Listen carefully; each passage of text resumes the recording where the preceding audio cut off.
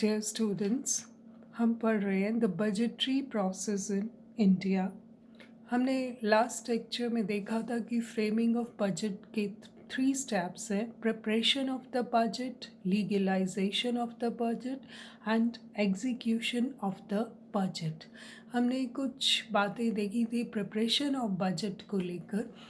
Then we studied कि 4 different columns होते हैं जिसमें actuals of previous year, estimates for the current year and revised estimates for the current year and budget estimate for the coming year. चारों से related datas जो है वो प्रस्तुत किए जाते हैं।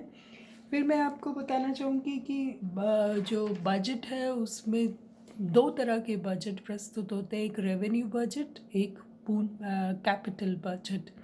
रेवेन्यू बजट में रेवेन्यू रिसिप्ट्स और रेवेन्यू एक्सपेंडिचर की बात होती है और उसमें हम टैक्स और नॉन टैक्स रेवेन्यू को इंक्लूड करते हैं। और ये जो रेवेन्यू बजट होता है ये गवर्नमेंट की normal running of the activities के लिए होता है। और कैपिटल बजट में हम कैपिटल रिसिप्ट्स और कैपिटल पेमेंट्स की बात करते हैं, पूंजी व्यय। तो ये इसमें लोन्स जितने भी हैं गवर्नमेंट ऑफ इंडिया के, पब्लिक से लिए हुए, आरबीआई से लिए हुए, या कैपिटल पेमेंट्स रिगार्डिंग असेट्स खरीदती है, अगर सरकार कुछ बिल्डिंग्स बनाती है, मशीनरी है, इन्वेस्टमेंट करती है शेयर्स में, तो ये सब चीज़ें हम कैपिटल बजट में इंक्लूड करते हैं। और कैपिटल एक्सपेंडिचर जो है वो met out of the capital receipts. हम इसकी बात जब हम इकोनॉमिक क्लासिफिकेशन ऑफ बजट करेंगे तब मैं आपको इसको और भी डिटेल से समझाऊंगी। देन अब हम डिस्कस करते हैं legalisation of the budget. As I told you that the finance minister presents the budget in the parliament. और बजट स्पीच में फाइनेंस मिनिस्टर रिव्यू करती हैं economic condition of the country, और जो वो फाइनेंशियल स्टेटमेंट बना कर लाते हैं उसका जस्टिफिकेशन भी प्रस्तुत किया जाता है। लीगलाइजेशन ऑफ बजट में फाइनेंस मिनिस्ट्री जो है बजट डे के दिन फाइनेंस मिनिस्टर के द्वारा बजट प्रस्तुत किया जाता है। कौन कौन से स्टेप्स होते हैं, it is very interesting for all of you. अभी जो सिनेरियो चल रहा है बाय चांस बजट टाइम ही चल रहा है, जैसा कि आप पढ़ ही रहे होंगे न्यूज़पेपर में कि 1 फरवरी को ही बजट प्रस्तुत किया जाएगा। अभी जो लेटेस्ट बजट फॉर 21-22 ऐसा। तो हम किस तरह से आप इसे करंट सिचुएशन से रिलेट कर सकते हैं। सबसे पहले क्या होता है, presentation of budget in parliament. Presentation by the finance minister, वो स्पीच देते हैं और वो बजट प्रस्तुत करते हैं। और उसके बाद बजट के दिन ही जो जनरल डिस्कशंस नहीं होती जिस दिन बजट प्रस्तुत होता है, उस दिन सिर्फ फाइनेंस मिनिस्टर एक ओवरऑल पिक्चर बताते हैं कि देश की कंडीशन ये चल रही है। जनरल डिस्कशन जो होती है वो नेक्स्ट डे होती, उसके लिए 15 डेज लगभग होते हैं, जिसमें कोई भी व्यक्ति जनरल डिस्कशन के टाइम यानी कि members of the parliament have the right to criticise the various proposals and estimate shown in the budget document. जब जनरल डिस्कशन कंप्लीट हो जाती है उसके बाद फाइनेंस मिनिस्टर जो है वो सारे क्रिटिसिजम्स जो किए गए हैं या जो भी उसका जस्टिफिकेशन देते हैं, क्लैरिफिकेशन दिया जाता है उनके द्वारा। और general discussion will be concluded with the reply off the finance minister. जब जनरल डिस्कशन ख़त्म होती है तो फाइनेंस मिनिस्टर की का रिप्लाई के बाद ही ख़त्म होती है। नेक्स्ट स्टेप में क्या होता है, voting of demands for grants. यहाँ मैं आपको बता दूँ कि 2 तरह के एक्सपेंडिचर होते हैं, एक वोटेबल एक्सपेंडिचर होते हैं, एक नॉन वोटेबल एक्सपेंडिचर होते हैं। नॉन वोटेबल एक्सपेंडिचर में क्या आता है, salary and allowances of president of India, या salary allowances of Rajya Sabha members, जजेस के, सुप्रीम कोर्ट के जजेस, इनकी पेंशन्स, ये सब जो एक्सपेंडिचर्स हैं इसको हम नॉन वोटेबल कैटेगरी में डालते हैं। और ये जो नॉन वोटेबल आइटम्स हैं they are not to be discussed, reduced और रिवाइज्ड बाय द गवर्नमेंट। उनको इस मौके पर रिवाइज या रिड्यूस नहीं किया जाता, उन्हें एज इट इज़ ही पास कर दिया जाता है। The demand for grants are voted only in Lok Sabha. अब क्या होता है कि only the legislature has the power to reduce और refuse the demand for grants. जो सेकंड कैटेगरी है वोटेबल के लिए, जिस पर वोट दिया जाता है, वो उस पर पूरी बहस होती है और उस ग्रांट्स को हम रिड्यूस तो कर सकते हैं लेकिन इंक्रीज़ नहीं कर सकती लोकसभा। और फिर इसको हम कट मोशन के नाम से जानते हैं। A member has the privilege to move a motion for the reduction of the votable expenditure, और इस मोशन को हम कट मोशन के नाम से जानते हैं। तो वोटेबल एक्सपेंडिचर्स कौन से होते हैं जो कि डिमांड किए जाते हैं डिफरेंट डिपार्टमेंट्स के द्वारा और मिनिस्ट्रीज़ के द्वारा। हमने लास्ट लेक्चर में देखा था कि सभी डिपार्टमेंट्स अपना प्रपोज़ल बनाकर मिनिस्ट्री ऑफ फाइनेंस को सबमिट करते हैं कि नेक्स्ट ईयर उन्हें कितना ग्रांट चाहिए। तो वो जो ग्रांट होता है इट इज़ वोटेबल, और जो सैलरीज और पेंशन्स हैं वो वोटेबल नहीं होती। देन नेक्स्ट होता है passing of the appropriation bill, जिसे हम मनी बिल भी कहते हैं, जिसे हम विनियोग या मुद्रा बिल कहते हैं। कॉन्स्टिट्यूशन ऑफ इंडिया दो तरह के बिलों की बात करता है। एक तो फाइनेंस बिल होता है जिसे मुद्रा बिल कहते हैं, और एक विनियोग बिल यानी कि एप्रोप्रिएशन बिल होता है। इसमें क्या होता है कि जब तक ये बिल पास नहीं होता government of India consolidated fund से पैसा नहीं निकाल सकती। Hence appropriation bill has to be passed by the parliament. जैसे ही ये बिल पास हो जाता है the government of India is empowered to withdraw the money from the fund. और इसी आपको मैंने पहले भी बताया था कि जो भी वोटेबल हो चाहे नॉन वोटेबल एक्सपेंडिचर हो, ये सभी पैसा कहाँ से लिया जाता है? ऑफ कोर्स कंसोलिडेटेड फंड से निकाला जाता है। तो हम देखें कि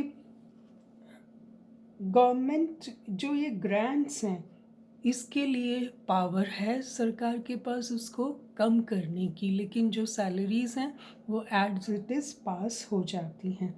और जो फाइनेंस बिल किस लिए पास किया जाता है पार्लियामेंट में? जब फाइनेंस बिल के थ्रू, फाइनेंस बिल ही ऑथोराइज करता है गवर्नमेंट को to collect money, to levy new taxes, या कोई मॉडिफिकेशन करना हो एग्जिस्टिंग टैक्स स्ट्रक्चर में। तो फाइनेंस बिल का अलग रोल है, एप्रोप्रिएशन बिल का अलग रोल है, मनी बिल का रोल अलग है। Money bill is for votable and non votable, और फाइनेंस बिल न्यू जो मेजर्स हैं, न्यू टैक्सेस हैं, वो पास होने के बाद ही the parliament is empowered to impose new taxes.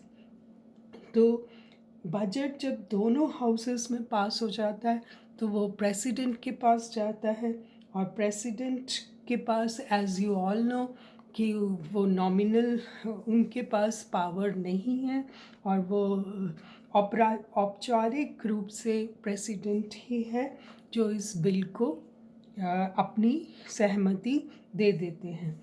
जब लेजिस्लेचर से बिल पास हो जाता है तो ये एग्जीक्यूशन के लिए जाता है। एग्जीक्यूशन कैसे होता है? इसमें हम देखें कि जो एग्जीक्यूशन के लिए सबसे पहला है कलेक्शन ऑफ रेवेन्यू।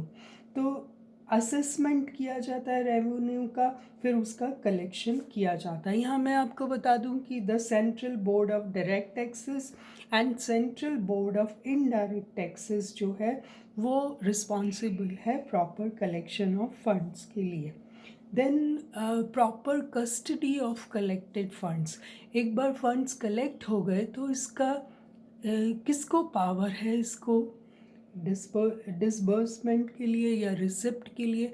तो ट्रेजरीज बनाई गई हैं डिस्ट्रिक्ट लेवल पर भी और सब ट्रेजरीज बनाई गई हैं जो कि जिनको एम्पावर है, जो गवर्नमेंट के पैसे को कस्टडी में अपनी कस्टडी में रखती हैं और वो फिस्कल सिस्टम की यूनिट हैं और वहीं से पैसा on behalf of the state and center government is distributed among the different departments. तो जो ट्रेजरीज और सब ट्रेजरीज हैं उनका काम है कस्टडी का। देन डिस्ट्रीब्यूशन ऑफ ग्रांट्स आता है, वो उसके लिए कौन रिस्पॉन्सिबल है? तो distribution of grants is done by the controlling officer after passing the money bill. The finance ministry distributes the sanctioned funds among various controlling officers.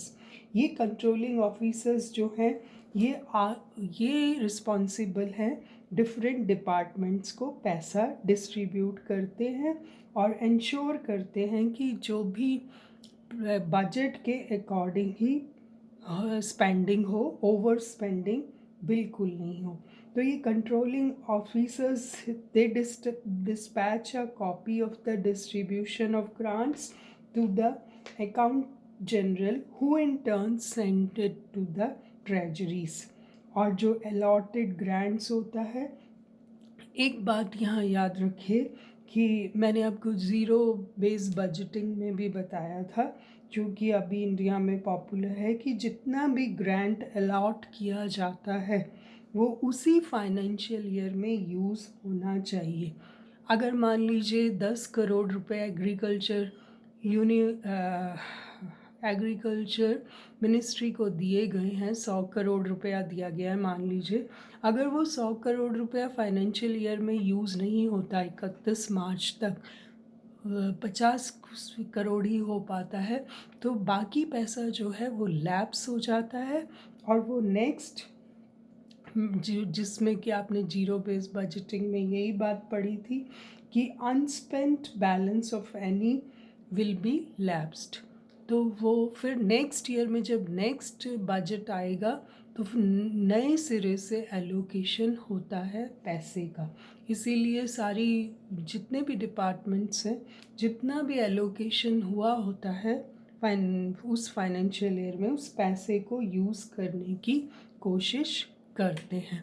अब हम देखें कि स्पेसिफिक कमेटीज़ बनाई गई हैं to control public expenditure. The estimate committee, public accounts committee, the committee on public undertakings and audit and accounts department.